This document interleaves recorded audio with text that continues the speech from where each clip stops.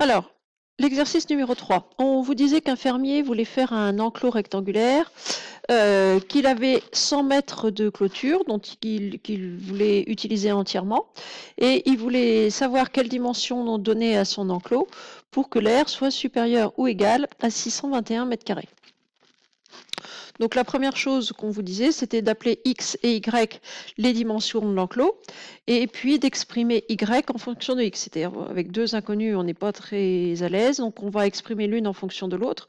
Donc vous savez que le fermier dispose de 100 mètres de clôture, c'est-à-dire que 2 largeur, 2x plus 2 longueur, ça doit faire 100 mètres. Donc une longueur plus une largeur, ça doit faire que 50 mètres. Donc, ce qu'on traduit ici par x plus y égale 50, c'est-à-dire que y égale 50 moins x. Donc y ici, en réalité, c'est 50 moins x. Vous voulez que l'aire de l'enclos soit supérieur ou égal à 621 mètres carrés. Donc l'aire d'un rectangle se calcule en faisant longueur fois largeur.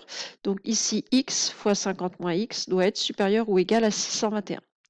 Quand on distribue le x sur la parenthèse, on trouve 50x moins x carré et on rabat le 621 sur la gauche, donc on va avoir moins 621 et tout ça, ça doit être supérieur ou égal à 0.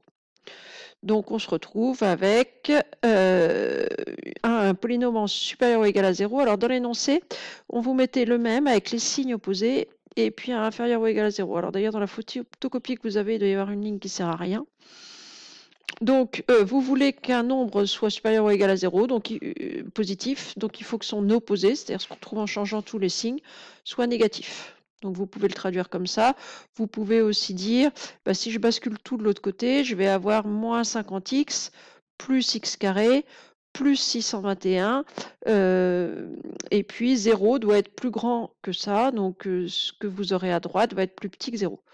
C'est plus simple de dire bah, un nombre doit être positif, donc son opposé va être négatif. Donc on change tous les signes de manière à avoir x carré et pas moins x carré. Donc x carré moins 50x plus 621 doit être négatif. Donc là, maintenant, il suffit de résoudre l'inéquation. Là, ça devient quelque chose de très, très classique. On calcule le discriminant.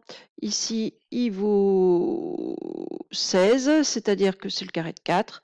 Il y a le discriminant est positif. On a deux racines. Quand on les calcule, on trouve 27 et 23. Votre polynôme, du coup, il a un a qui vaut 1. On a pris x carré. Il est positif. Donc, vous savez que votre polynôme est partout positif, sauf entre ses racines. Or, vous voulez que votre polynôme soit plus petit que 0, c'est-à-dire que vous le voulez négatif. Donc, il faut choisir x compris entre 23 et 27 mètres. C'est-à-dire qu'il faut que vous ayez une des deux dimensions qui soit entre 23 et 27.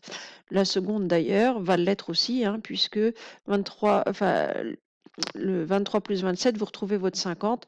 Donc, admettons que vous mettiez une longueur à 24, l'autre va être à 26 et les deux seront toutes les deux bien entre 23 et 27 mètres. Il n'y aura pas de souci. Voilà, c'est tout pour cet exercice.